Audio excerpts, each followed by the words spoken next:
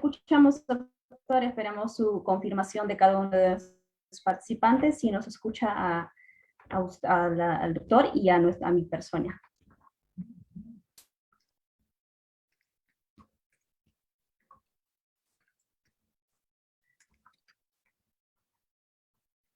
Muy bien, doctora, muy bien, perfecto.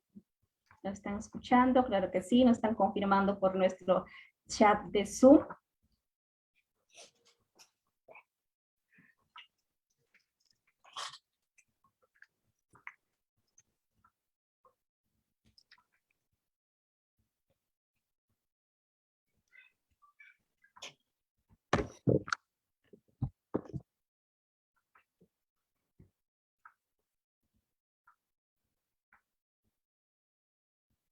Muchas gracias por confirmarnos, doctor. Muchas gracias. Perfecto. Muy buenas noches, doctor Manuel Bermúdez. Bienvenido a nuestra institución Escuela Jurídica Posgrado. Para nosotros es un privilegio contar con usted, con su maravillosa ponencia en nuestra institución. Un tema muy importante para nosotros el día de hoy. Iniciamos un diplomado nuevo en nuestra institución. Y muy buenas noches, estimados participantes, con cada uno de ustedes. El día de hoy, 03 de febrero de 2022, tenemos el nuevo diplomado en nuestra institución en vivo. Iniciamos con el diplomado en prevención, sanción y erradicación de la violencia contra la mujer, integrantes del grupo familiar y justicia de género. Con tema en mención, el día de hoy iniciamos con feminicidio y violencia sexual, a cargo del doctor Manuel Bermúdez Tapia, quien es abogado de PUC y profesor por la Facultad de la Universidad de Posgrado, prácticamente de la Universidad Mayor de San Marcos. Ahora sí, doctor, le cedo uso de la palabra para que pueda dar inicio con su majestuoso, maravilloso ponencia. Adelante, por favor, doctor.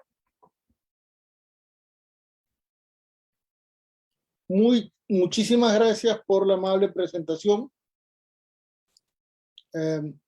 Muy agradecido con la Escuela Jurídica de Posgrado, por darme la oportunidad de inaugurar este maravilloso evento, principalmente porque vamos a definir algunas líneas temáticas en un tema sumamente complicado.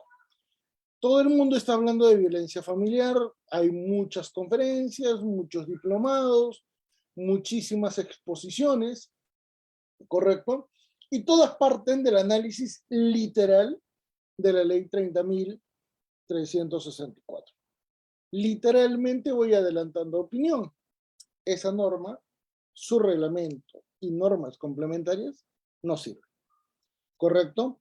Y no sirven no por una cuestión de que yo tenga una visión negativa de la ideología de género, de que yo tenga una visión negativa sobre la defensa de las mujeres, que niegue el contexto de violencia familiar y social que existe en nuestro país. No. Primero, un detalle. Es innegable que la violencia familiar en nuestro país genera resultados y estadísticas demasiado elevadas, y las principales afectadas son las mujeres. Nadie lo va a poder negar. Esto es incuestionable. Las estadísticas lo dicen. Las estadísticas detallan esta consideración. Sin embargo, viene la gran pregunta. De nada nos sirve analizar la ley, de nada nos sirve evaluar el contenido de la ley si es que tomamos en cuenta, ¿qué cosa? El factor normativo sin observar la realidad, ¿correcto? Para nadie es un secreto que en los últimos años las estadísticas de violencia familiar se han incrementado y han provocado un panorama tan severo que parecería que solamente existe violencia contra la mujer. No es que está limitada la violencia contra la mujer. Lo que sucede es que el volumen de violencia contra la mujer es muy alto. Y eso está provocando que literalmente el Estado se vea limitado en sus esfuerzos, en sus competencias, en sus capacidades, y principalmente en la prestación de uno de los servicios públicos más significativos que tiene todo Estado. ¿Cuál es? El de impartir justicia. Por ello es que surgen muchísimos problemas materiales sobre los cuales se está desarrollando una serie de condiciones, afectaciones, limitaciones conceptuales sobre la base de la repetición de literalmente los mismos elementos. Que hay violencia contra la mujer por el solo hecho de ser mujer. Y no saben qué significa esa mención por el solo hecho de ser mujer, lo cual es un elemento normativo negativo que provocó el legislador principalmente para enfatizar la defensa de la mujer. Pero en realidad terminó por provocar otro problema dogmático en cuanto a su aplicabilidad. Entonces, cuando todos los profesores especializados en derecho de familia detallan violencia familiar, analizan violencia familiar, procuran desentrañar estos elementos teóricos, siempre van a ir con una premisa básica. ¿Cuál? La de desarrollar un contenido vinculado a la interpretación literal de la norma. No se toma en cuenta el contexto. Por favor, me confirman si se puede ver la diapositiva. El contexto social. No se ha visualizado la perspectiva en la cual se aplica esa normatividad y por ello es que no se evidencia mayores elementos significativos, esencialmente cuando hay muchos problemas que no llegan a ser solucionados. ¿Correcto? Por favor, si me confirman si se puede ver la diapositiva, sería... Ya, perfecto, ya la vi. Muy bien. ¿Y qué es lo que vamos a hacer? Vamos a hacer de cuenta que se trata de un libro. Siempre hago este ejemplo porque es sumamente sencillo. Si ustedes observan un libro, tiene, bueno, tapa contra tapa, lomo, el contenido. Pero en esencia, cualquier persona que pudiera evaluar esto como objeto, diría, es un libro. No importa si está parado, no importa si está echado, si está de costado, si está sobre otro libro, si está sobre mi mano, no interesa. Es un libro. Es lo mismo con la identificación de un acto de violencia familiar. Nos interesa su composición. Es un acto de violencia y por lo tanto debe ser calificado como tal. Pero acá viene la gran pregunta. ¿Cómo evaluamos el contexto íntimo, el contexto de su propia naturaleza, si no es fácil ubicar e identificar su composición? ¿Por qué?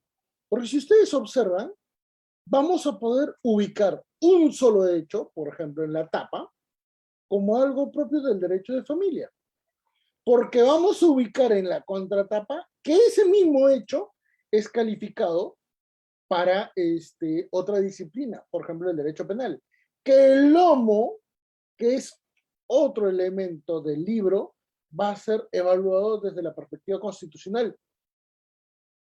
Que eventualmente el contenido de las hojas van a ser evaluadas desde la perspectiva de los derechos humanos. Y nos damos cuenta en sí que este libro puede ser evaluado multidisciplinariamente desde varias perspectivas, porque finalmente se puede analizar desde el punto de vista constitucional, de derechos humanos, desde el ámbito del derecho convencional, desde los derechos, desde el derecho internacional de los derechos humanos, derecho civil, derecho de familia, derecho penal, derecho procesal, derecho procesal. Entonces surgen una serie de problemas materiales muy significativos y que al final desentrañan la necesidad de ir parte por parte, la necesidad de poder aplicar un contexto muy significativo para poder identificar qué significa, ¿correcto? Y por ello es que vamos a comenzar a detallar el contexto del derecho penal, porque al final de cuentas, este derecho penal y el derecho de familia y el derecho civil tienen que confluir. El gran inconveniente es que no se ha tratado esa vinculación de manera idónea, de manera precisa. Van a disculpar, tuve que mover mi ventilador porque sencillamente hace mucho calor. Correcto, entonces cuando comenzamos nosotros nuestra evaluación, comenzamos a observar que para identificar una situación particular desde el punto de vista del derecho penal, es que tenemos que tomar en cuenta su verdadera dimensión y analizar cada uno de los elementos que describen la configuración de un delito para poder determinar un contexto de responsabilidad penal. Y en este ámbito, fíjese que un hecho puede ser provocado por varón o por mujer. Es la referencia, correcto. Doctor, ¿y qué pasa si un hecho es provocado por una persona LGTB? No hay nada de malo. Una persona LGTB también puede cometer un delito y va a ser juzgado conforme no su sexo ni su identidad de género. Será juzgado en función a su responsabilidad, que es totalmente distinto. ¿Correcto? Entonces, sobre esta base, véase que cuando analizamos el contexto de los hechos, su naturaleza siempre va a estar vinculada a un elemento ajeno al delito. ¿Y saben por qué va a ser ajeno al delito?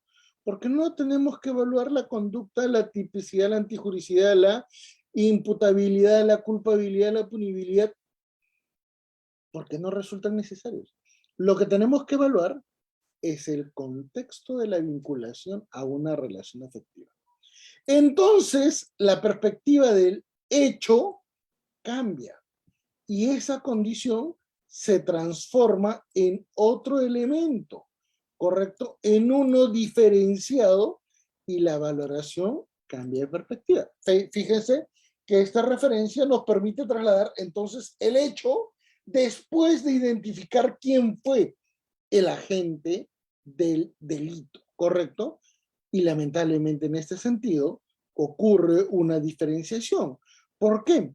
Porque esos hechos tienen que determinar una vinculación a una relación afectiva de justamente esas personas.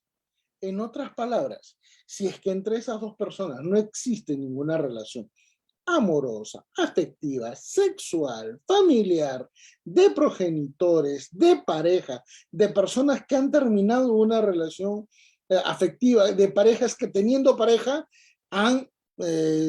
tienen una relación aún pendiente con estas personas. No interesa. Basta con que sea una relación de naturaleza afectiva y va a provocar un hecho. Y ese hecho resulta tan negativamente evaluado en la misma Corte Suprema que, por ejemplo, si nosotros analizamos el acuerdo plenario, el 09-2019, ¿correcto? Acá es SIG, ¿correcto? Nos va a detallar un elemento sumamente especial. ¿Cuál elemento especial? Que nos dice ese acuerdo plenario que proviene del 9º pleno casatorio penal de las Cortes Supremas Penales, Transitorias, Permanentes, que todo acto de violencia familiar en trámite implica la desautorización del principio de oportunidad y eventualmente de todas las medidas o procedimientos procesales penales para finalizar el proceso. ¿Correcto? Por lo tanto, toda situación es un acto de violencia familiar. Oiga, doctor, ¿qué significa todo acto? Me miró mal, violencia familiar. Me dijo XJY, violencia familiar. Doctor, no me pasó el diario, violencia familiar. Literalmente cualquier situación de afectación podría provocar una denuncia.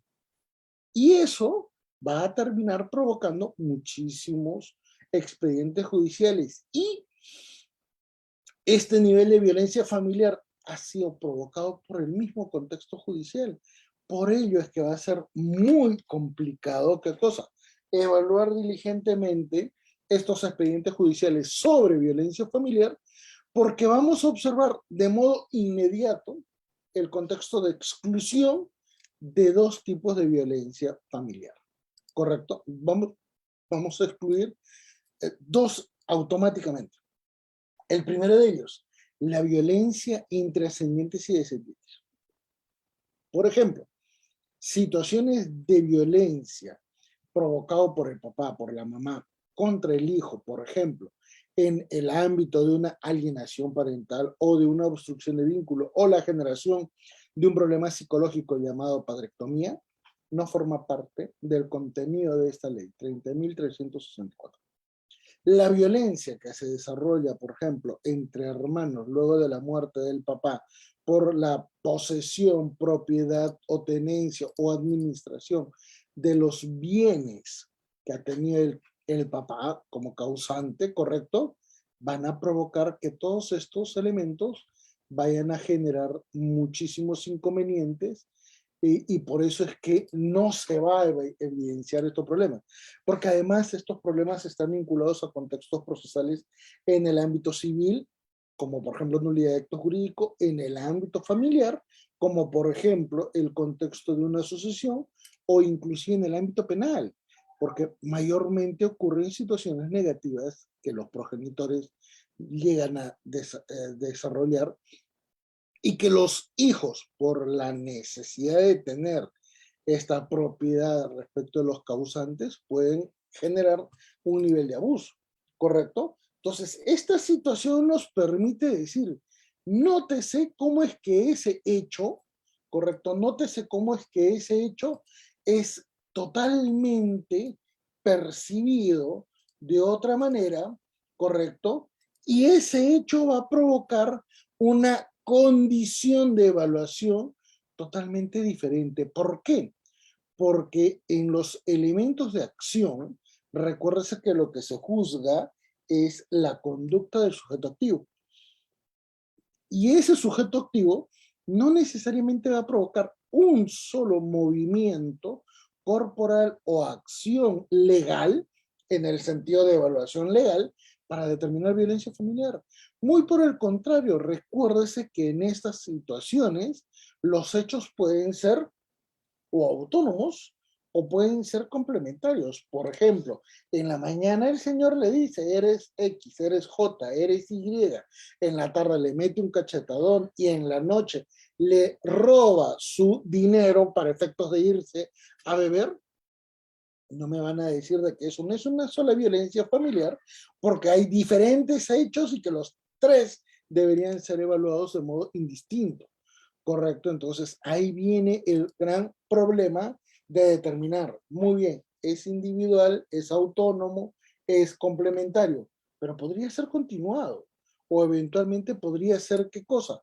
Provocado. ¿Cómo entonces evaluamos estos elementos que son sumamente complicados? Por ejemplo, de lunes a miércoles no hay ningún tipo de violencia familiar, pero de jueves a sábado, en la que existe mayor posibilidad de tomar o de beber por parte de la pareja agresiva, correcto, sí ocurre, pero llega el domingo, llega el lunes, llega el martes y no pasa nada. Entonces, estas situaciones cíclicas tienen que evaluarse. Y recuérdese que en nuestro país los contextos de embriaguez y la de ser alcohólico frecuente es muy elevada, ¿correcto? Entonces, estas condiciones generan diferentes referencias que lamentablemente van a terminar por provocar una serie de problemas que van a ser mucho más complicados de determinar. ¿Por qué? Porque si ustedes observan esta categorización de los hechos, correcto, estas referencias en cuanto a la identificación de un elemento para poder determinar cómo se configura en el ámbito de la responsabilidad penal, además tiene que ser evaluado en una perspectiva de género, en una perspectiva de criminológica, para determinar si el nivel de punición es correcto, si es eficiente, si hay una sobrecriminalización o si eventualmente se genera la invisibilización de otras víctimas. Como ustedes podrán ver, hay muchísimos inconvenientes que van surgiendo, y esto principalmente por la configuración del hecho que va a provocar estas situaciones, ¿correcto? Donde se produce ahora sí su justiciabilidad, generándose un expediente judicial. Y puede ser que eventualmente ese expediente tenga un nivel de objetividad, la víctima efectivamente esté sumamente delicada producto de la violencia, ¿correcto? Se genera un nivel de tutela a favor de la víctima, se genere una evaluación de los hechos adicionales a los que se va a evaluar, porque por regla general, estas personas no se limitan a un contexto de violencia familiar. Normalmente, como son familias en crisis, se evalúa el contexto de los alimentos, de el régimen de visitas, eventualmente los derechos paterno-filiales, que son muy complicados de determinar, ¿correcto? Entonces, ¿cómo logramos solucionar este problema en violencia familiar si solo nos vamos a centrar en el contexto del derecho penal? Y ahí viene un error, ¿correcto? Ese elemento negativo entonces nos permite indicar, para poder evaluar el contexto de la responsabilidad, fíjese que hace mucho rato superamos la evaluación solamente en el ámbito penal. Vamos a tratar de analizar otras situaciones porque están paralelamente asignadas, determinadas o se están persiguiendo, ¿correcto? Por lo tanto, fíjese que un solo hecho puede provocar un nivel de evaluación tal cual lo dijimos con el libro. Ese nivel de evaluación, en primer término, si es que es violencia familiar, generará el proceso 1, correcto, jurisdicción penal. Pero recuérdese que en estos casos podemos generar una acción paralela. ¿Cuál es? Las medidas de protección. ¿Resultan eficientes? Particularmente sostengo, y creo que soy el único que lo dice en el país, no sirve para nada. Luego voy a analizar el contexto de la naturaleza jurídica de las medidas de protección y se van a dar cuenta de por qué estos defectos. Ese mismo hecho también le puede permitir a la víctima, ¿qué cosa? Recurrir a un proceso judicial de violencia familiar para plantear, por ejemplo, el divorcio o eventualmente plantear la tenencia de los hijos. Y eso se puede hacer a través de un proceso con medidas cautelares, adicional al proceso que ya está en trámite, en el ámbito civil o familia. Y recuerden, en todos los órganos, en todas las cortes superiores del país, no todos tienen, ¿qué cosa? Juzgados de familia.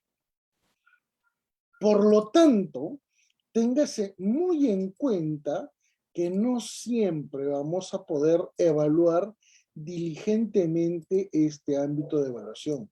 Muy por el contrario, vamos a generar unas condiciones que probablemente no sean idóneas, ¿correcto? Entiéndase en este sentido, ¿correcto? Entiéndase en este sentido que adicional a ello, esos mismos hechos se pueden evaluar en el contexto de la jurisdicción constitucional, ¿correcto? Y donde se evalúan procesos constitucionales. Por ejemplo, en el año 2019, Gaceta Jurídica me pidió publicar este libro, ¿correcto? La evaluación constitucional de derechos en el derecho de familia. ¿Por qué? Porque existe una pésima visión desde el punto de vista de la jurisdicción de familia para analizar elementos civiles, para analizar elementos constitucionales, para analizar elementos probatorios, para analizar elementos de derecho convencional, para analizar elementos del derecho internacional que evalúen el contenido del derecho de familia. Recuerden que estamos en un proceso de constitucionalización, ¿correcto? Y este proceso de constitucionalización a nosotros nos ha permitido generar desde el año 2003 varios libros.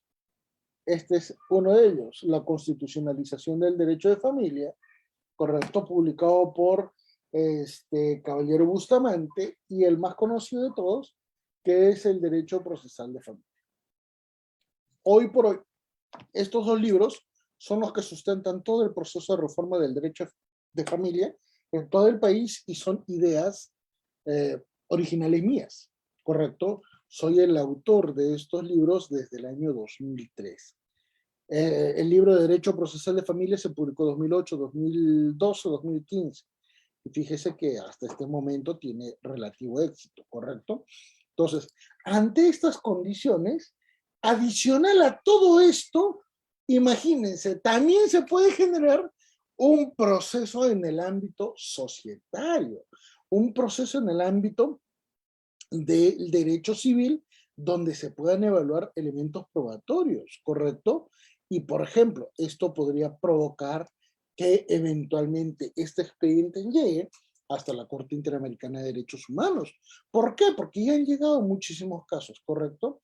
El primer caso fue Artavia Murillo versus Costa Rica, Atala Rifo contra Chile, eventualmente el caso Hellman contra Uruguay 2011, el caso Fornerón e hija contra Argentina, eventualmente el caso Familia Pacheco Tineo contra Bolivia, el caso Duque contra Colombia del año 2016. Son sentencias que llegan a permitirnos evaluar un contexto dentro del derecho penal. Y fíjese que ante estas situaciones, correcto, surge la duda.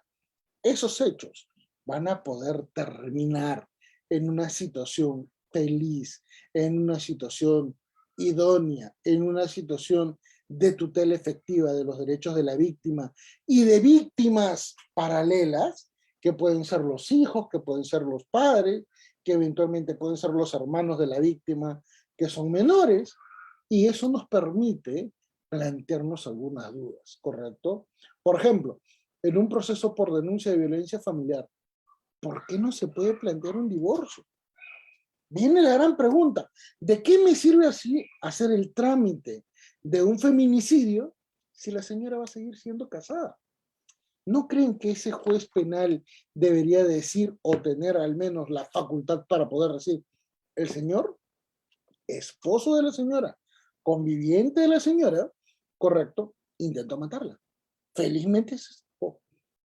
Pero bueno, producto de ese hecho, eso se configura como feminicidio y estará preso 35 años. Pero durante 35 años, ¿correcto? Si es que vive, la señora seguirá siendo esposa. Es más, después de los 35 años ni siquiera van a pensar en el tema del divorcio. ¿Por qué no se le dice a ese juez, señor juez penal, voy a darle competencias en el ámbito civil para imponer, ¿qué cosa? Que en caso de que usted fundamente una sentencia condenatoria por temas de feminicidio y violencia familiar, también proceda a plantear el divorcio. Pero un momento, el Código Civil dice que nadie más puede plantear el divorcio, ¿correcto? Si no son las partes. Y viene la gran pregunta, ¿la intentó matar? ¿Me interesa mantener el matrimonio? ¿Debo mantener ese matrimonio si le intentó matar? No, pero es que el perdón pueden regresar. Después de 35 años, la quiso matar. Es tan bajo el nivel argumentativo de la gran mayoría de los expositores de derecho de familia que nunca responden a estas críticas. Creen que lo que dice la ley es, ¿qué cosa? Un valor absoluto, sagrado, incuestionable. Y no se dan cuenta que falla en lo simple, en lo sencillo. Y si no me creen, veamos la segunda pregunta. Si se acredita una situación de feminicidio, ¿por qué ese juez no podría determinar como competencia propia el divorcio? Téngase en cuenta que hoy por hoy el juez penal, cuando ve situaciones de abuso sexual contra menores, determina la extinción de la patria potestad porque así lo dijo la ley. Entonces, ¿por qué no podemos ser más conscientes con este ámbito de legislación a efectos de poder generar una visión mucho más proactiva para resolver todo el conjunto de problemas de naturaleza familiar en un contexto de violencia familiar? Peor aún, recuérdese que la ley es tan disfuncional que inclusive nos va a permitir generar una simple pregunta. La ley de violencia familiar, la 30.364, detalla que la víctima puede ser reparada respecto del daño generado. Viene la gran pregunta. Reparada. ¿Puede haber una reparación? Perfecto. Particularmente, como siempre lo he dicho, esa ley siempre me pareció mala, absurda, negligente. Señores, muchos de estos casos de violencia familiar provienen de procesos de alimentos donde las mismas personas no asumen el compromiso económico de brindar alimentos a una persona dependiente. Los hijos. La pregunta es, ¿no pueden pagar alimentos? ¿Ustedes creen que van a reparar? Ya, saquen la cuenta. ¿Ustedes creen que va a ser posible reparar esta situación cuando en el contexto familiar formalmente la pareja que está en conflicto no quiere solucionar el problema? ¿Correcto? Entonces, véase.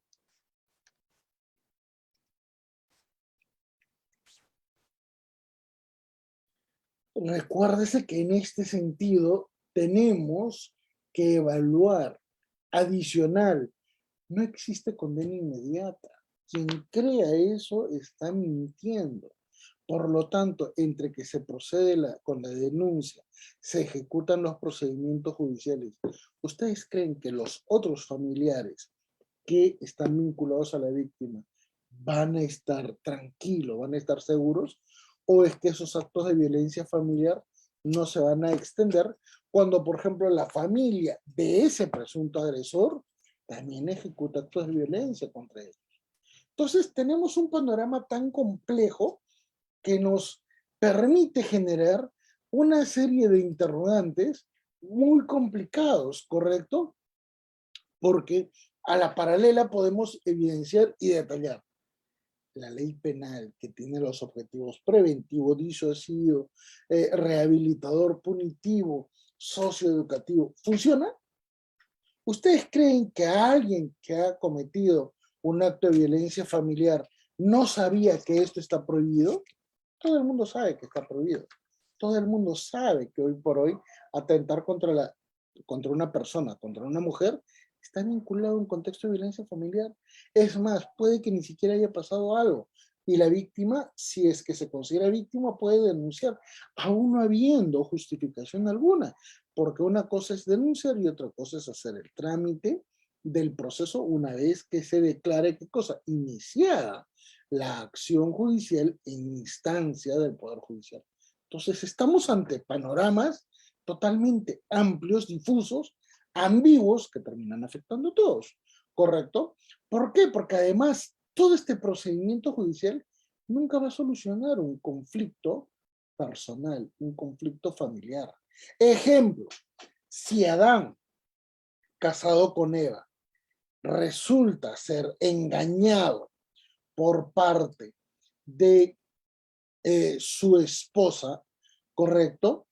Viene la gran pregunta, ¿y ustedes no creen que eventualmente Adán no va a ejecutar acto de violencia familiar? Señores, estamos ante una situación muy subjetiva, muy complicada, muy sujeta a determinadas variables en las cuales eventualmente no todos van a reaccionar de la misma manera. Entonces, nótese que estamos ante situaciones graves en las cuales, lamentablemente, un proceso judicial, una medida cautelar, una medida de protección, un amparo, un habeas corpus, sencillamente no van a ser fáciles de tramitar. Peor aún, cuando el mismo contexto procesal ya de por sí está limitado. ¿Por quién? Por las propias partes, ¿correcto? Principalmente, ¿por qué? Y esto me permite dar una referencia. Miren, en el año 2006, agosto 3, Alan García, delante de todo el país, en un discurso público, delante de su esposa, detalló que había tenido un hijo extramatrimonial, adulterino, correcto, con una dama de altas cualidades, al costado de la mujer. No. Tenía tantas cualidades que era el amante. ¿Mm? Pregunta, ¿eso no es violencia familiar? La ofendió a nivel nacional y la esposa se quedó calladita. Luego la dejó y el señor se fue a vivir 15 años con la señora. Viene la gran pregunta, ¿cómo solucionamos este problema? Fíjese que cuando supuestamente se suicidó, la esposa y la conviviente se abrazaron en el velorio. Entonces, ¿Cómo evaluamos objetivamente este tipo de situaciones en un contexto judicial? ¿Mm? ¿Cómo evaluamos? Permítame dar un ejemplo. Yo hace muchos años tuve un caso de una clienta de Huaraz. La señora era la amante de una persona casada y que, bueno, planteaba los alimentos porque el señor la había literalmente engatusado para solo recibir 200 soles mensuales por concepto de alimento.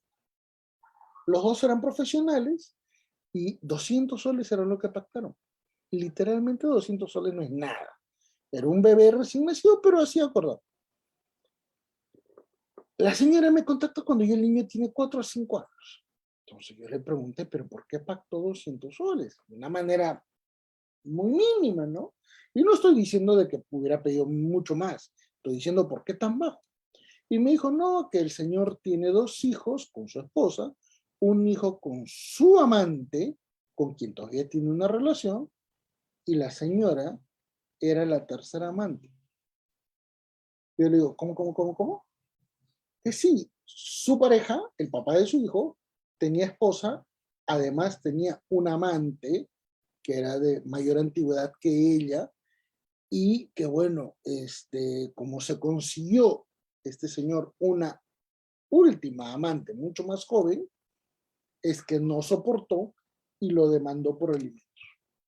Bueno, me quedé tranquilo, hice la demanda y se hizo todo el procedimiento y a los 2 años me vuelve a contactar porque efectivamente el señor cumplió con pagar, hubo un incremento de alimentos, pero el señor después de 2 años ya no quiso abonar porque así fue el contacto para volver a tratar el tema.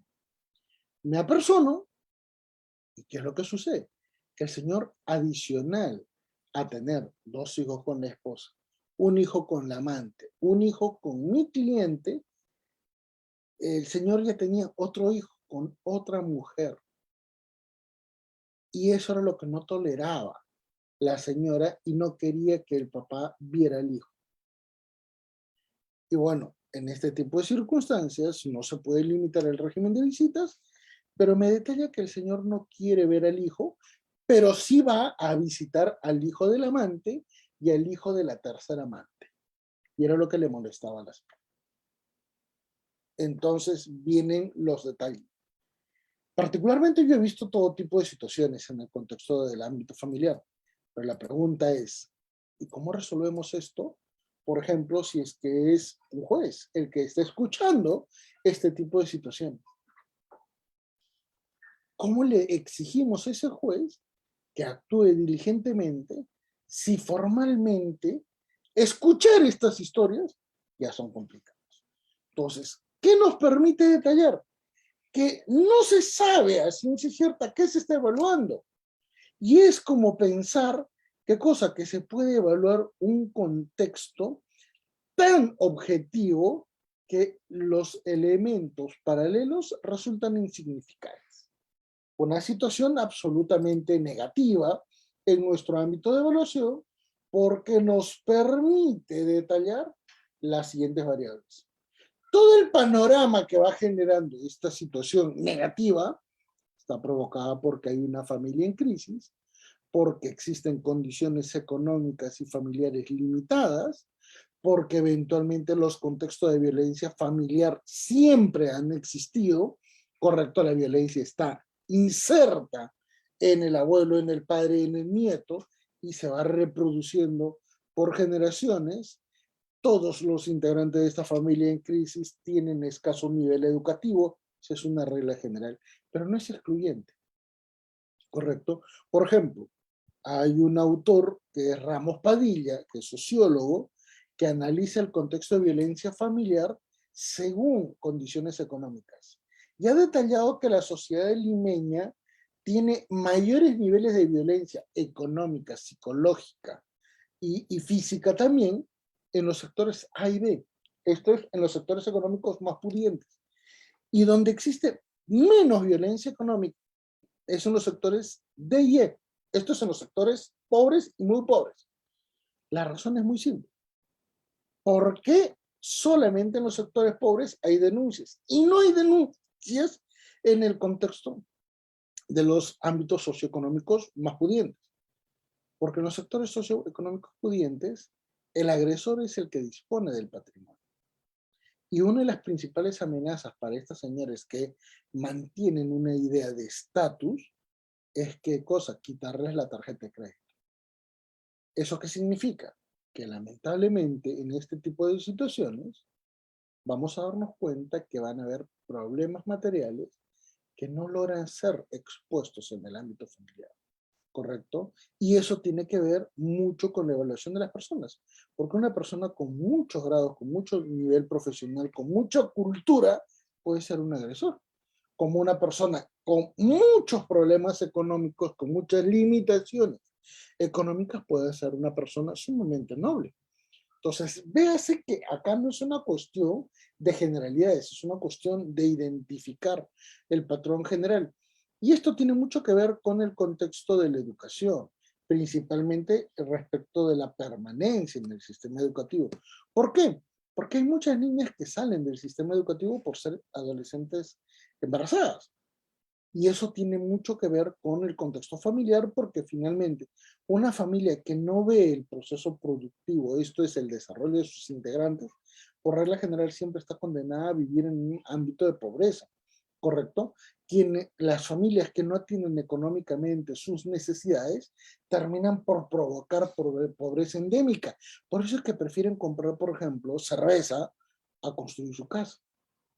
Entonces, nótese que en los sectores populares, toda fiesta patronal se gasta muchísimo dinero, pero viven en un ambiente de pobres, a pesar de todo lo invertido. Entonces, ¿es por devoción? No, no es por devoción, es por la idea de demostrar, con lo cual existe un artilugio, una ficción de la realidad económica que nos permite demostrar cuál es la prioridad de esa persona. Demostrar estatus no interesa si luego de gastar tantísimo dinero sigue siendo pobre, ¿correcto? Eso que nos permite demostrar que la salud mental en el país está hace muchísimos años deteriorada y por eso es que normalmente no tenemos una evaluación diligente de lo que significa un perfil psicológico, por eso es que las personas no asumen niveles de responsabilidad ante hechos de violencia y finalmente no se ejecuta una proyección de expectativas de vida, ¿correcto? Por ejemplo, ¿cuántas veces ustedes habrán visto una persona violentada, asumida en una situación de violencia? ¿Cuántas veces no le habrán preguntado, pero por qué no terminas? ¿Por qué le permites? ¿Por qué dejas? Y si les preguntan, ¿tú te ves con esta persona en 2 años, 5 años, 20 años? Y se van a dar cuenta que no han hecho ese cálculo. Y ahí vean, por favor, el gran nivel de disfuncionalidad de nuestro sistema, porque no se sabe por dónde iniciamos esta evaluación. ¿Cómo así? No se sabe cómo es que podemos iniciar el trámite de un proceso judicial si es que no se sabe qué realmente está pasando. Y por eso les indicaba que solamente los conflictos familiares a nivel de pareja son los únicos que generan, ¿qué cosa? Estas situaciones de trámite judicial. No se evalúa otro contexto, pese a que también se pueden evaluar, ¿qué cosa? Por conflictos familiares entre familiares colaterales y también entre ascendientes y descendientes. Entonces vamos a ver un círculo vicioso en el que el expediente, que va a enfatizar una realidad material, no soluciona absolutamente nada. ¿Qué nos permite detener esto? Que la ley lamentablemente no toma en cuenta la realidad social. Y para tomar en cuenta la realidad social tenemos que evaluar el contexto preliminar, la crisis familiar. ¿Correcto? De nada sirve asumir el contexto de la objetividad de la ley si al final esa ley no va a ser aplicable. ¿Correcto? ¿Y por qué tenemos que identificar este contexto de crisis familiar en 4 niveles? Primero, porque son los niveles más representativos en los cuales, ¿qué cosa? Cualquier norma se va a aplicar. En el ámbito de la incidencia de las personas, en el ámbito de la incidencia de la familia o de la sociedad, en el valor tiempo y finalmente la perspectiva que le asigna el Estado respecto de la normatividad, la ley. Y por eso que en esa premisa de evaluación surgen 4 variables que van a ser identificadas. Esas 4 variables nos permiten detallar, como si estuviéramos en un plano cartesiano, correcto, qué es lo que va a generarse, qué es lo que va a detallarse en términos positivos y lo que no va a ser detallado positivamente, ¿correcto? Por lo tanto, nótese que estamos ante una situación sumamente importante y referencial. ¿Por qué? Porque vamos a darnos cuenta que solo en el cuadrante derecho superior está el valor, ¿qué cosa? De la legalidad y de lo legítimo. Todo lo demás no tiene esa valoración. Por eso que en contrapunto, fíjese que en el lado izquierdo inferior, véase el factor determinado por personas y ley, está la ilegalidad, lo prohibido, lo sancionable, ¿correcto? Y eso que nos va a permitir detallar que en el lado superior, pero izquierdo, ¿correcto? Entre lo que es personas y sociedad, se desarrolle el contexto de la informalidad, ¿correcto? Ese ámbito de la informalidad nos permite entonces detallar qué patrones de referencia van a ser los que han sido expuestos, ¿correcto?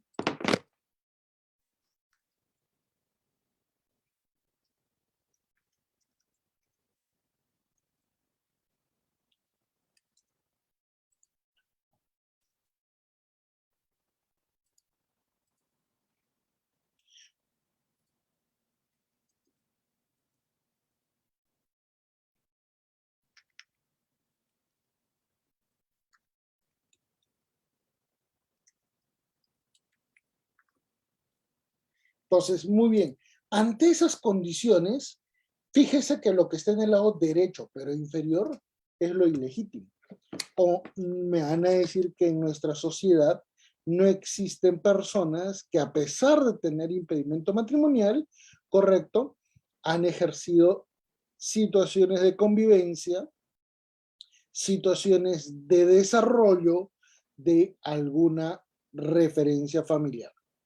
Y claro que sí, el gran inconveniente es que no han sabido cómo defender sus derechos, principalmente cuando ocurre una situación negativa, principalmente la muerte, ¿correcto? Entonces, véase que estamos ante una condición tan complicada, ¿correcto? Tan complicada que finalmente esta referencia nos permite decir, el contexto de violencia familiar en nuestro país es tan alto que al final de cuentas no se sabe cómo se va a determinar esta situación, ¿correcto? Véase, por favor, que en este panorama, que en esta referencia, los contextos de violencia van a ser evaluados desde la perspectiva de la comunidad de la persona, como también desde la perspectiva del Estado. ¿Por qué? Porque véase cómo es que el Estado genere estas condiciones, ¿correcto?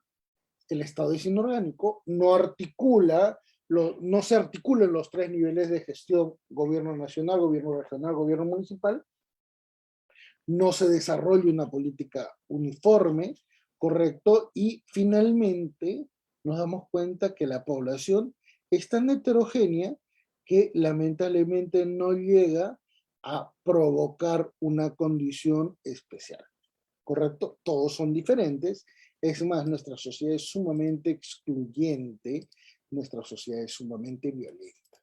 Y peor aún, los niveles de abandono y aislamiento material de muchísima población es muy elevada, ¿correcto? Entonces, ante estas condiciones, eh, el gran detalle es que todo este problema se traduce en un nivel de violencia muy alto, donde los niveles de vulnerabilidad, los niveles de vinculación a población vulnerable, los factores excepcionales, son absolutamente negligentes.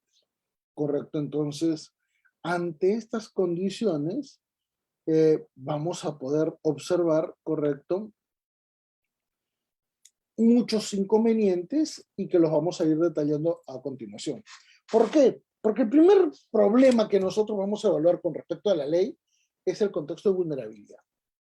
Y el contexto de vulnerabilidad es cualquier situación negativa, correcto, provocado por factores que pueden ser autónomos, correcto.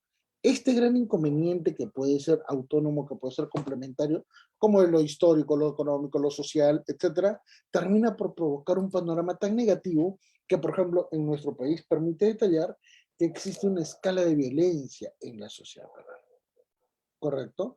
Existe un nivel de escala tan complicado que vamos a poder observar referencias que van desde una condición de gravedad extrema hasta situaciones que el propio Estado no logra solucionar eficientemente su condición, ¿correcto? Entonces, ¿qué es lo que vamos a poder detallar? Vamos a poder detallar que tenemos entre los múltiples problemas objetivos de violencia familiar un nivel de incongruencia en el Estado que finalmente obliga a determinar una referencia absolutamente negativa. ¿Por qué? Porque si luego analizamos el contexto de cómo se va a generar la identificación de variables adicionales a lo que ya está descrito, vamos a poder observar que la violencia en el ámbito urbano es totalmente distinta a la violencia en el ámbito rural. ¿Correcto? En el ámbito urbano sí es posible demostrar y acreditar que existe violencia desde la perspectiva del varón hacia la mujer y desde la mujer hacia el varón. Sí lo hay. ¿Correcto? El chantaje económico, la manipulación familiar, el contexto de la intimidación. ¿Correcto? Sí se dan en ambas parejas, ¿correcto? Pero en lo rural no. En lo rural es muy difícil que se registre un contexto de violencia de la mujer hacia el varón. Normalmente es casi referencia a la violencia de la mujer, del hombre sobre la mujer, ¿correcto? Y eso nos va a permitir detallar una referencia muy particular. Los niveles de violencia hacia las niñas es mucho más grave, porque son las personas más afectadas en este tipo de situaciones. Y la realidad nos permite detallar. Fíjense, señores, los niveles de violencia. Normalmente casi en un tercio, bueno, más que un tercio, 40%, son a través de de personas convivientes. Y en segundo lugar, a nivel de exparejas. Por eso es que tenemos un nivel de violencia familiar tan elevado que inclusive el contexto de parejas sin hijos nos permite detallar que eso ya es violencia. Y viene la gran pregunta, un momentito, ¿y esas parejas sin hijos se separan luego del acto de violencia familiar? No, no se separan. Ese es el gran problema. No, que están enamorados, que el amor lo perdona todo. Sí. Esas son las respuestas. Y viene la gran pregunta, ¿y ustedes creen que en ese tipo de situaciones la ley va a poder solucionar esto? Literal, la ley no tiene ningún ámbito de aplicabilidad, porque sencillamente estos factores son ajenos al nivel y alcance de la norma, ¿correcto? Por eso es que tenemos muchísimos elementos tan complicados, ¿correcto? Donde la mayor afectación, que generalmente es la psicológica, está literal en casi todo el país, ¿correcto? Y eso también nos permite detallar que inclusive los niveles de atentados ni siquiera es solamente para matarlas. Viene la condición de dejarlas vivas, pero afectándolas a tal nivel que, por ejemplo, se presentan las quemaduras. ¡Las queman! No quiero matarte, quiero hacerte tanto daño y de forma permanente que te quemo. Eso es lo que le pasó con, por ejemplo, Ibi Ágreda, ¿correcto? Que la persona que la pretendía, no era su amigo, era la persona que la pretendía, ¿correcto? Se vio tan ofuscado que este señor le prendió fuego en un bus, ¿correcto? Y si bien es cierto, se juzgó el caso como violencia familiar, entre esas dos personas no existía relación afectiva. Ese fue un error, ¿correcto? Entonces, ante esas condiciones, fíjense cómo actúa el contexto de la violencia familiar, no solamente provocando contextos de feminicidio, con contextos sumamente graves, sino que además nos permite evaluar un panorama tan negativo que se traslada al ámbito del extranjero, porque en todo el continente, bueno, el continente latinoamericano, se presentan estos problemas. Toda América Latina registra estas situaciones. Toda América Latina. Y esto nos permite detallar algunas variables muy particulares. Toda América Latina tiene la misma realidad socioeconómica, familiar, política. Las sociedades tienen muchísimos niveles de polarización. Hay personas muy ricas, hay personas sumamente pobres, ¿correcto? La legislación hace mucho rato quedó desfasada. Pese a que existen algunos países que tienen un código procesal de familia como Costa Rica, como Bolivia, son sociedades que no han terminado por delimitar el contexto de la violencia familiar y por eso que la siguen registrando, ¿correcto? Los estados son los más inútiles que pueden existir porque no atienden a la población. Los servicios públicos son limitados, son deficientes. Y finalmente las políticas del Estado no atienden el problema estructural de este problema. Y el problema no está a nivel de pareja, el problema está a un nivel de condiciones socioeconómicas muy graves que afectan a toda la familia. ¿Correcto? ¿Por qué? Porque si no se atiende el núcleo de la crisis familiar, de nada va a servir toda esta situación. Por eso es que normalmente cuando hay una situación de feminicidio, todo el mundo se olvida de los hijos, porque creen que eso fue lo máximo. Y viene la gran pregunta, ¿y los hijos dónde quedan? No se analiza. Son víctimas invisibles. Y ese es el problema que tenemos que evitar. Porque tanto hablamos de violencia familiar, donde solamente la víctima es la mujer, y no se toma en cuenta que los hijos, los adultos mayores, las personas con discapacidad, las personas de origen indígena, son también afectadas. Y claro, como el nivel de violencia no les llega a ellos, correcto, porque así no dice la ley, sencillamente no son evaluados en este ámbito de realidad problemática. Entonces, ¿qué nos permite detallar esto? Que esta situación ha ido generándose a raíz de muchos elementos negativos en las últimas, en los últimos años y décadas. Nuestro país ha cambiado en los últimos 40 años. Nadie puede negar esta situación.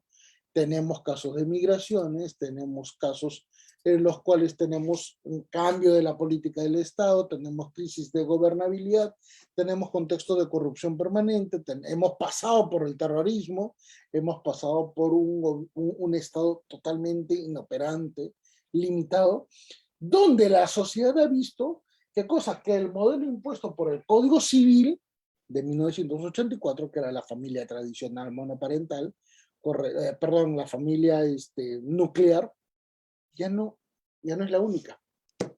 Hoy por hoy tenemos tantos tipos de relaciones familiares que literalmente han terminado por condensar una nueva realidad.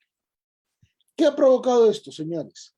Que como hay muchos casos de violencia familiar, la típica del populista legislador crea una norma con una sanción de cadena perpetua porque finalmente con eso soluciona el problema. Pero eso no salva la vida. Eso no devuelve a la persona asesinada a la vida. ¿Correcto? ¿Dónde está el problema? En la evaluación de la política criminal. Y esa evaluación de la política criminal, principalmente porque solo todo se centra en la evaluación del proceso, correcto, nos permite detallar. También ese proceso se puede analizar desde la perspectiva civil familia, como también constitucional. En otras palabras, no es solamente un ámbito de evaluación penal. Muy por el contrario, podríamos analizar un contexto desde lo penal hacia otras disciplinas. ¿Correcto? Por eso es que la evaluación de la política criminal resulta esencial, porque solo así podríamos evaluar ¿qué cosa?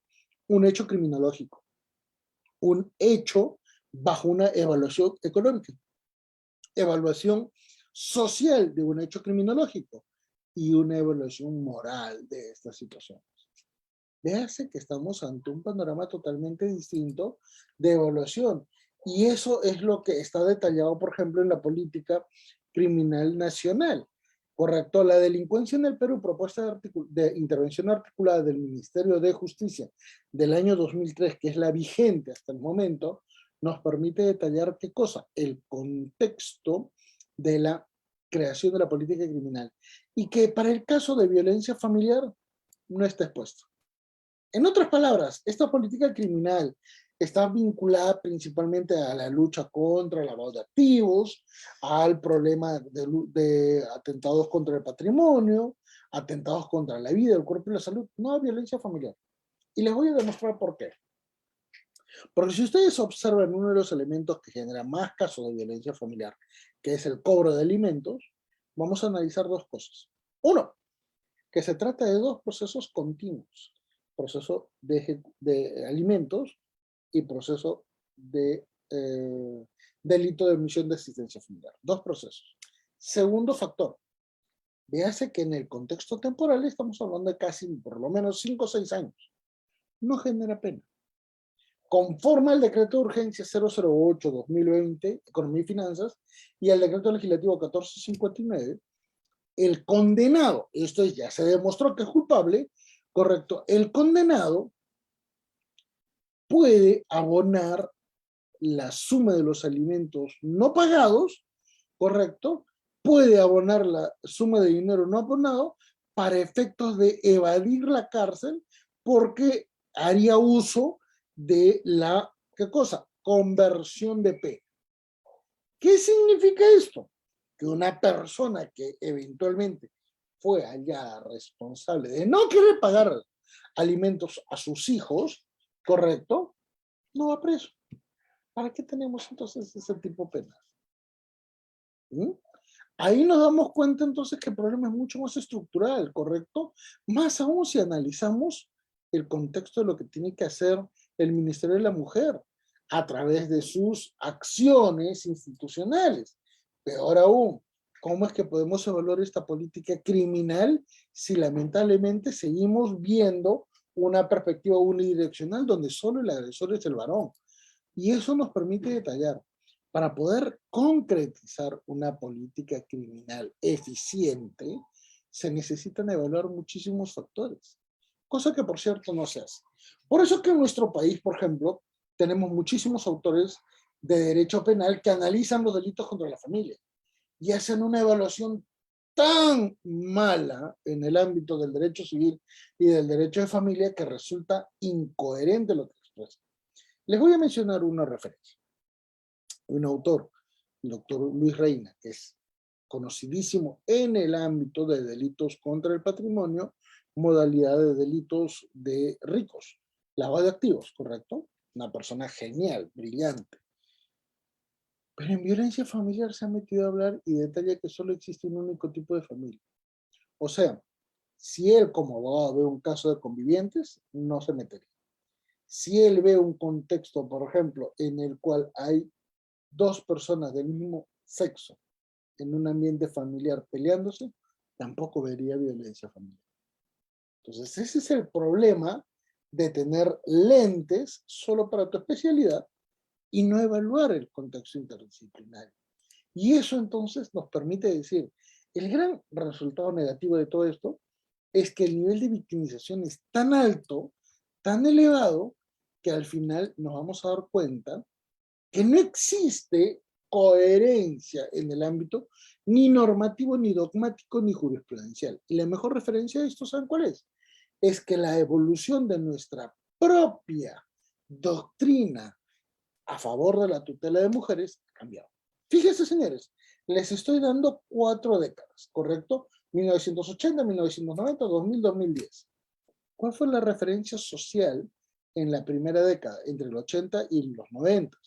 Terrorismo, crisis económica, migración, división social. Esa es la referencia común. ¿Qué pasó en la década de los años 2000? La referencia social que el país vivía en informalidad económica, social, política y familiar. ¿Qué pasó a partir del 2010? Los niveles de violencia extremos han sido tan elevados que evidentemente ha perjudicado el gran detalle y referencia de lo que estamos hablando. ¿Correcto? En el ámbito de la doctrina, ¿qué es lo que se ha generado en este sentido? Fíjese, por favor, que en el ámbito de la doctrina, recuérdese que al inicio estábamos detallando qué cosa, que se estaba generando una condición tan negativa que al final de cuentas veíamos que en los años 80 la familia no podía ser dividida, ¿no?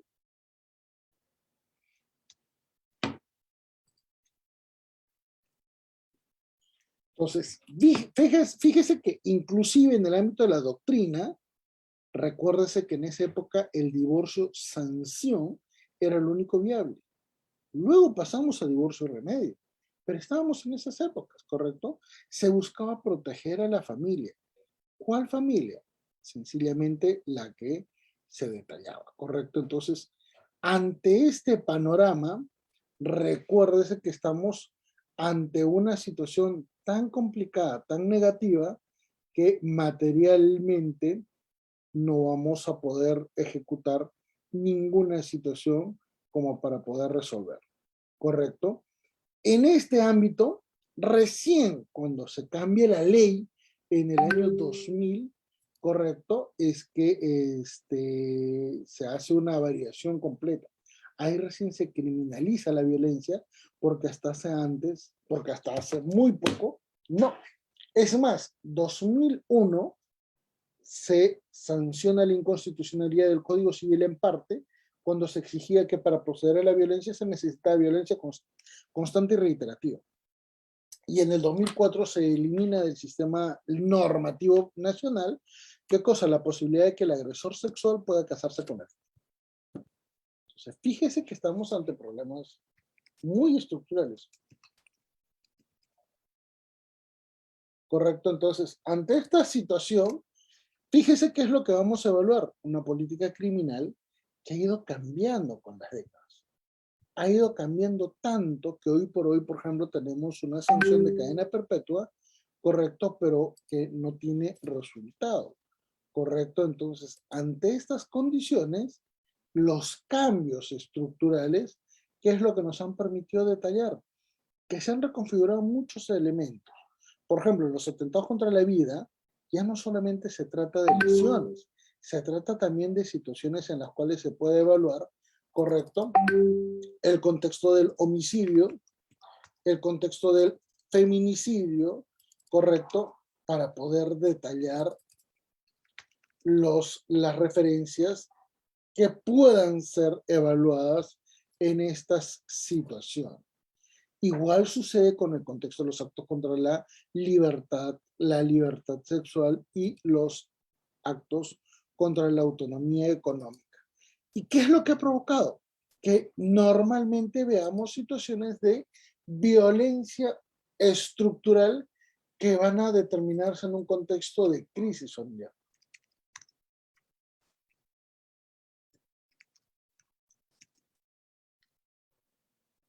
Muy bien. Ante este panorama, fíjese lo que vamos a evaluar. Todo el mundo cree que un proceso judicial se acaba con la evaluación del proceso familiar. El conflicto judicial, en realidad, solamente es el quinto punto. Lo que ha existido antes es mucho más grave, ¿correcto? Por eso es que la sentencia no soluciona ni lo que provocó la crisis, ni el contexto antes, inicial, de todo el problema, ¿correcto? ¿Por qué? Porque sencillamente la sentencia tiene un valor formal, no un valor especial en el ámbito social. Por eso es que la ley 30.364 cree, asume, pondera, desarrolla una línea de acción que sí protege a las víctimas, cosa que no es cierto, ¿correcto? Ante estas condiciones, véase.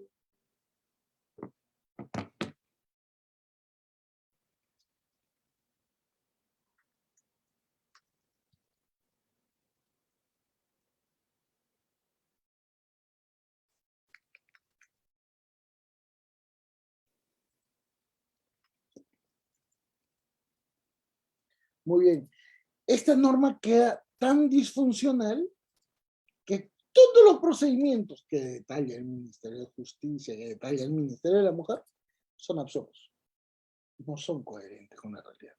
Y veamos, vamos a hacer el análisis literal de la ley para cuestionar, ¿correcto? La violencia contra las mujeres es una forma de discriminación, o sea, solamente se discrimina a la mujer. Y ese es el gran problema. No se contabiliza el contexto de violencia social en todo el país. Un problema material que normalmente solo limita el maltrato a la mujer. ¿Correcto? Es como decir que solamente hay, ¿qué cosa? Policías varones, porque la gran mayoría de policías son varones. ¿Correcto?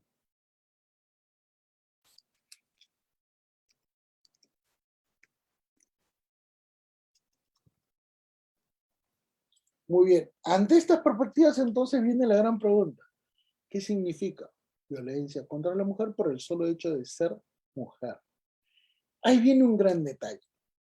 Lamentablemente, la condición de tal está tan mal descrita, correcto, que al final provoca muchísimas incoherencias, correcto, y detalla que tiene que haber una relación afectiva. O sea, si yo estoy enamorando a alguien, porque yo creo que la estoy enamorando, no me hace caso y la maltrato, violencia contra la mujer por el solo hecho de ser mujer. Pero no somos pareja. Ah, no aplica. Le causé lesiones.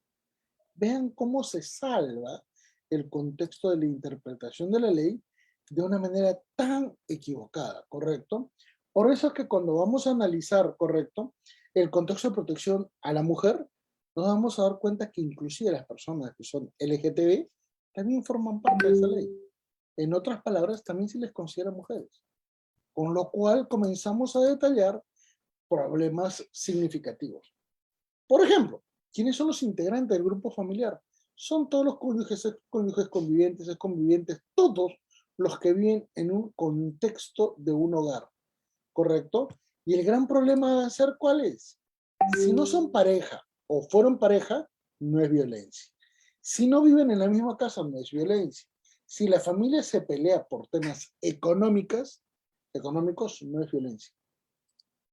Entonces, estamos viendo severos problemas de aplicabilidad de la norma que nos permiten detallar, pues, que estamos ante un panorama sumamente grave. Pero, ¿tiene elementos positivos? Claro que sí. Hay varios. El primero de ellos, la ley busca no revictimizar. La ley lo que busca es brindar una asesoría jurídica. Pero un momento, eso no debería serlo esta ley. Eso debería serlo la propia política pública del Estado de acceso a la justicia. Ahí está el error, ¿correcto? Véase que en este sentido lo que se busca es brindar medidas de protección. ¿Y qué es una medida de protección? En realidad es un procedimiento especial, pero como es un procedimiento especial, correcto, normalmente se le asume una condición equivalente a la medida cautelar, pero la medida cautelar está dentro del proceso. Tiene un efecto vinculante al proceso principal, la medida de protección no, ¿correcto? Y ahí es donde vienen los grandes inconvenientes, porque vamos a darnos cuenta que finalmente este procedimiento es un proceso chiquito, ¿correcto? Es un proceso chiquito dentro de otro proceso, donde hay un nivel de tutela y una sanción. ¿Y ustedes creen que esas sanciones van a ser efectivas? No. El proceso además trata de ser muy mínimo, trata de ser oral, trata de ser sencillo, trata de evitar la formalidad. Pero el gran problema es que nuestro país no está acostumbrado a tener una buena defensa entre los litigantes, ni tampoco generar un concepto de debida diligencia, que para ser sincero, ese es un concepto mío, es un concepto que desarrollé con la doctora Tania se me fue el nombre, Tania Bocanegra, correcto. Entonces, véase que ante estas condiciones, esta ley tiene un elemento positivo, permite que cualquiera pueda denunciar. Pero una pregunta, en el contexto del derecho penal, cualquiera puede denunciar. Cualquiera puede denunciar. Las medidas de protección tienen que tener un contexto de comodidad a favor de la víctima. Si es que eso no se suele generar, la pregunta es, ¿y cómo salvamos a esa víctima si solo la pareja tiene un único hogar? ¿Quién sale? ¿El agresor o la víctima? El agresor. Y el agresor puede presentar una medida de habeas corpus, porque lo están sacando de su hogar sin una sentencia judicial. Entonces, vean el panorama de evaluación tan complicado que genera esta ley, que al final es mucha letra sin poco resultado, con poco resultado. Estos problemas materiales, eventualmente, los vamos a analizar en el desarrollo de este diplomado en varias sesiones, y el principal objetivo es tratar de solucionar estos inconvenientes, porque al final de cuentas, nadie va a poder negar que tenemos violencia. El gran problema es, hay que salvarlo, hay que solucionarlo, y podemos utilizar. ¿Qué podemos utilizar adicional a esta ley? Señores, el artículo 8 de la Convención Americana de Derechos Humanos, que exige que los estados tengan elementos procesales y procedimentales eficientes y diligentes para atender las necesidades de la población. Ese es el principal mecanismo, que se complementa con el CEDAW de 1979, que busca eliminar cualquier discriminación contra la mujer, como también el contexto de la Convención de Belén do Pará de 1994.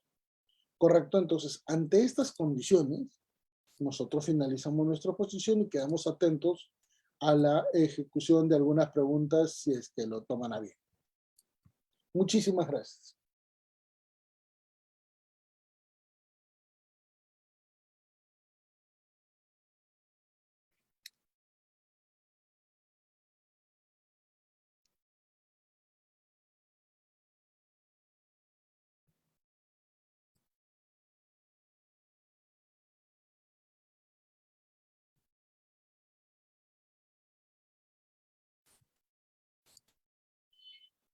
Sí, doctora Liz, con todo gusto.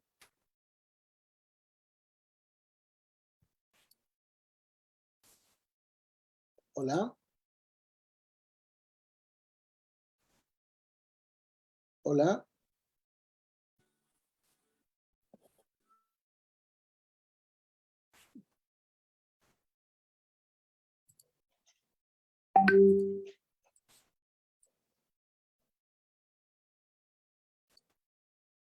Hola, hola, no estoy escuchando. Sí, Doctora Liz. doctor, sí, doctor, lo que pasa es que le habilité el audio, pero se fue, se fue la doctora bajo la mano y no respondió. Vamos a habilitar al doctor, a la doctora Olivia en estos momentos.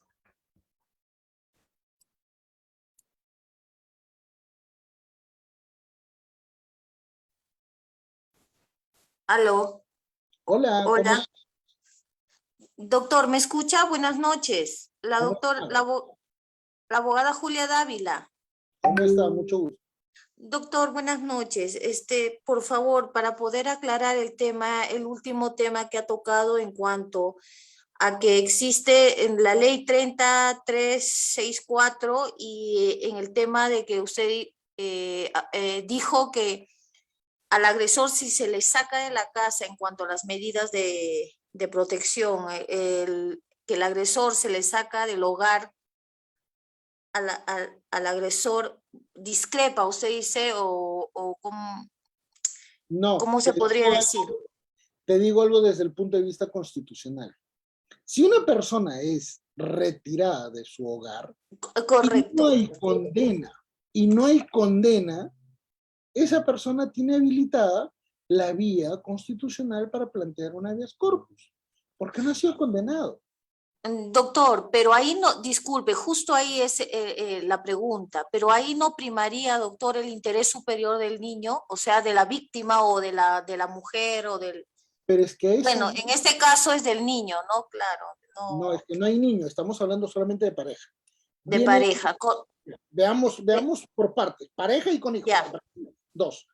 Primero, si claro, solo se trata de la víctima, el gran problema es que esta ley crea un artificio y te dice, con la medida de protección ya te salvas. ¿Y cómo voy a hacer con esa medida de protección? Voy a sacar a tu esposo. Bueno, ya. La pregunta es, ¿qué te dice la ley? Pero luego seguimos el trámite, ¿correcto? Y si no logra demostrar que fuiste víctima, tiene que regresar. Y bueno, se archiva. No pasa nada. ¿Usted cree que claro, ya, bueno. va a evitar el problema que luego va a Y venir? ahí, ¿Mm? Es un vacío, doctor, ¿no? O sea, existe, en todo caso existe un vacío en la ley, ¿no? En cuanto a la protección Es una incoherencia en la ley.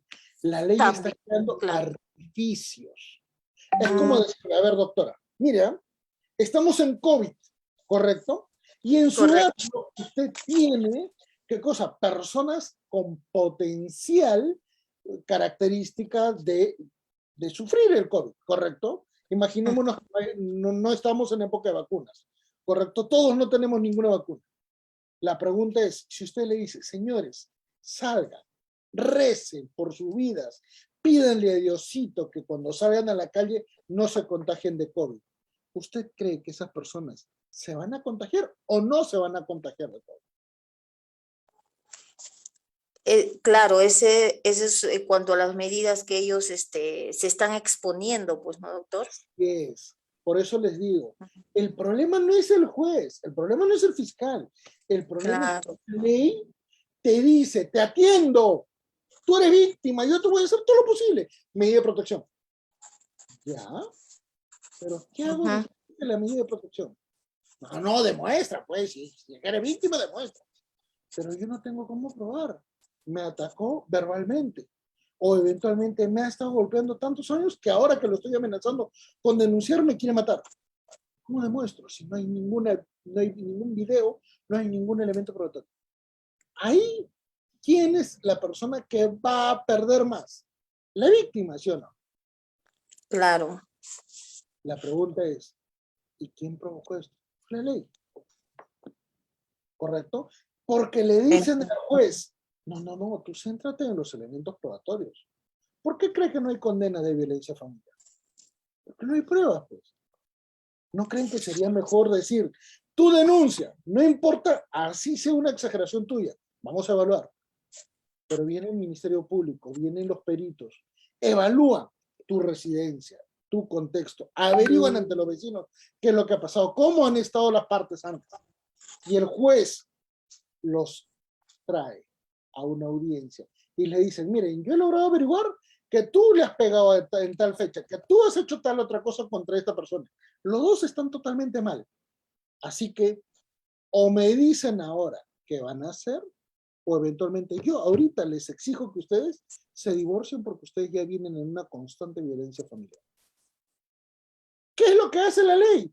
Decirle al juez, no te preocupes, el policía y el fiscal van a intervenir. Tú vas a verlo al final. Y al final, ¿usted cree que ese juez conoce a las personas sobre las cuales sentencia? ¿Las conoce? Nunca las ve, eventualmente en las audiencias. Peor ahora es a nivel digital. Por eso les digo, el problema está en el procedimiento. Se están creando figuras como si, a ver, ¿qué le digo? Señora, me voy a poner mi máscara de Brad Pitt. A partir de ahorita yo soy Brad Pitt. No pues, no engañe. Están creando artilugios que no dan resultado y al final se incrementa la violencia. Porque el que fue denunciado va a regresar. ¿Y usted cree que va a regresar para perdonar? Claro, claro, se dan casos, doctor. Listo, doctor, le agradezco la aclaración.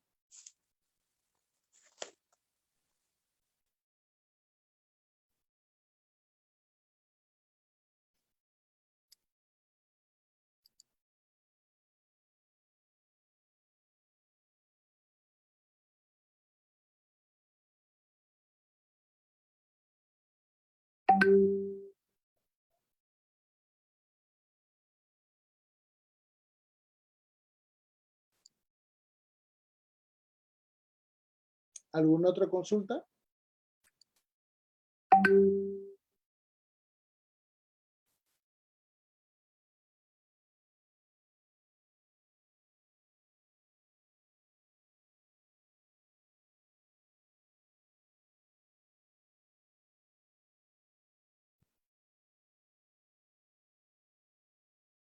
¿Alguna otra consultita, por favor, con el mayor de los gustos?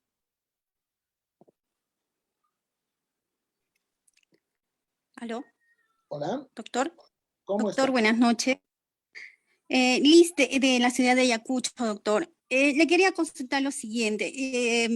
Sería de importancia también tocar el tema sobre flagrancia, en caso de flagrancia, donde la ley nos señala cuando es riesgo severo y lo que me queda en duda es riesgo severo y el riesgo moderado, ¿no? Aquí señala que también se les da medidas de protección, Sí, pero inclusive sí, leve, ¿ah? Inclusive en leve se dan medidas de protección. exacto, inclusive leve, pero si es en caso de flagrancia, sabemos que ahí hay un indicio, ¿no? Hay un No, es hecho que de que, no debería darse medida de protección. Si hay una claro, pero situación de sin flagrancia, embargo, disculpe doctor, sin embargo la ley lo señala, cuando usted mismo lo dice, ¿no?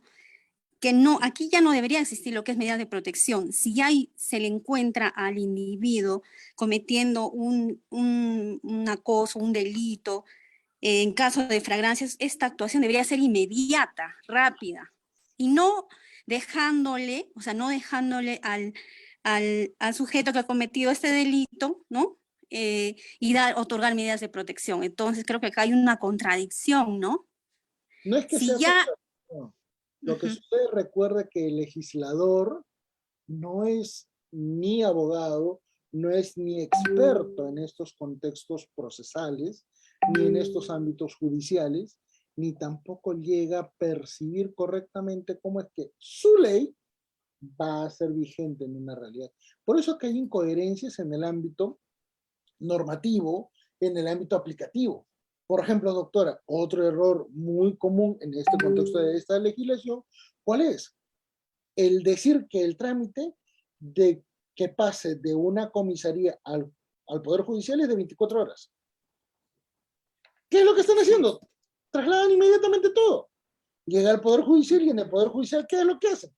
Le dan al Ministerio Público. ¿Y el Ministerio Público a quién le da otra vez? La PNP.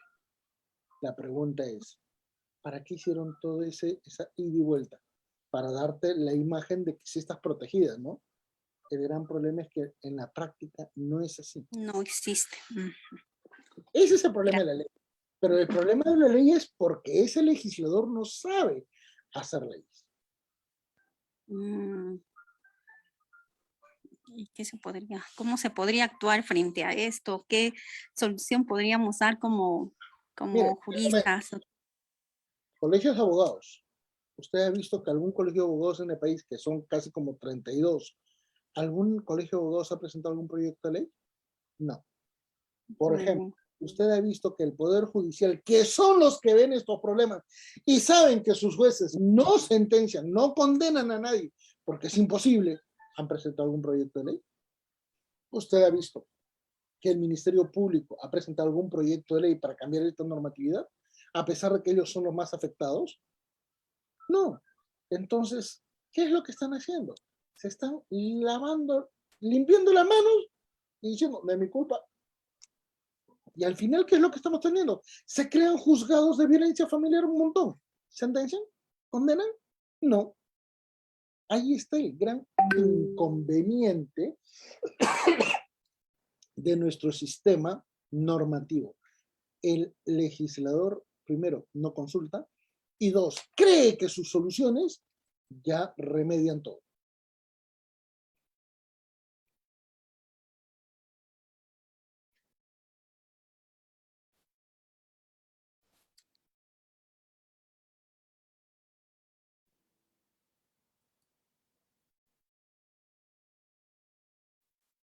Muy bien, de repente alguna otra consulta.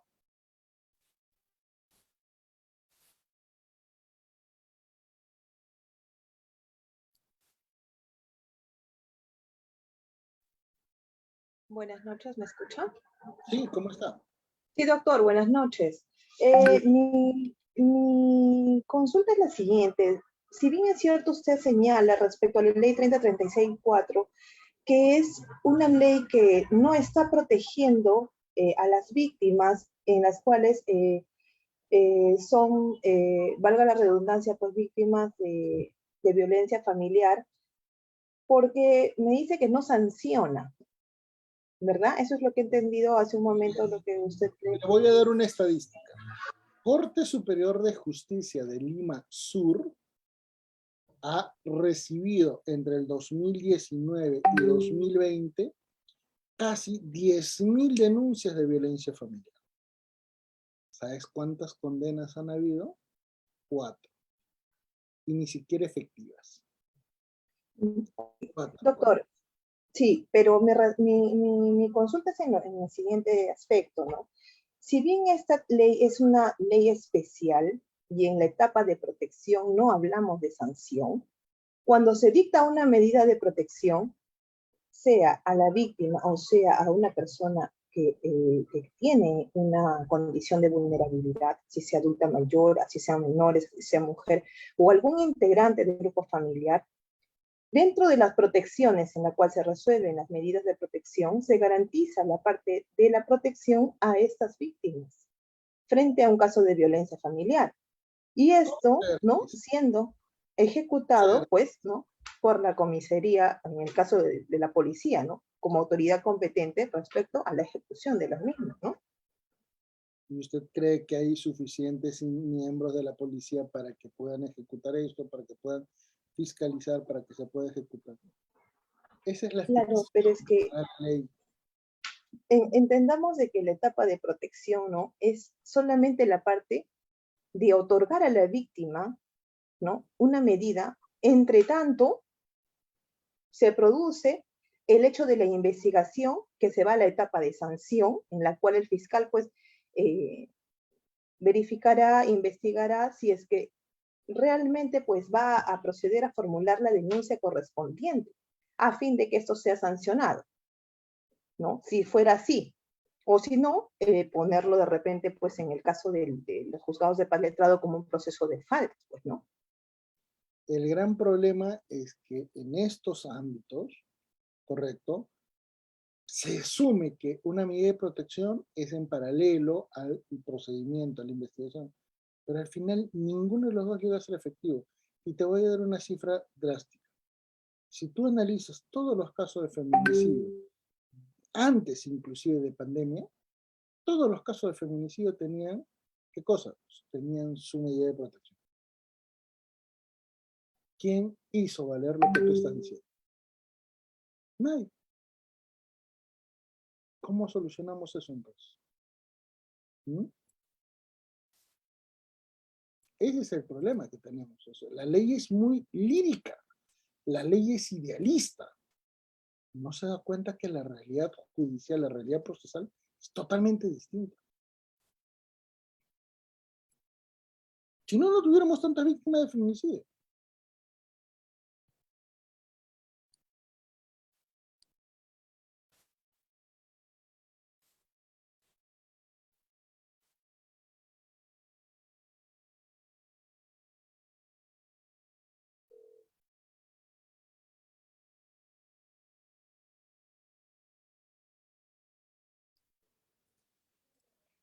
¿Alguna otra consulta?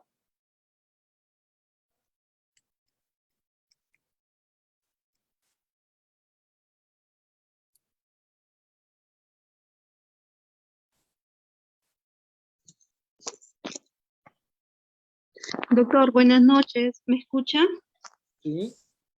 Ya, doctor, una pregunta. Si una persona es detenido por desobediencia y resistencia a la autoridad, por incumplimiento de medidas de protección, asimismo por agredir físicamente, ¿no?, a la víctima que ya contaba con estas medidas, en este caso, la Fiscalía, el Ministerio Público, aperturaría por el artículo 122b o por el artículo 368 del Código Penal. Porque La experiencia nos permite decir, casi nunca abren un proceso por resistencia a la autoridad. Casi nunca. ¿Sabes por qué? Porque ahí se aplica el principio de oportunidad. No puede. el principio de oportunidad, doctor. Hay 2 trámites y normalmente ponderan el de violencia familiar. Bueno,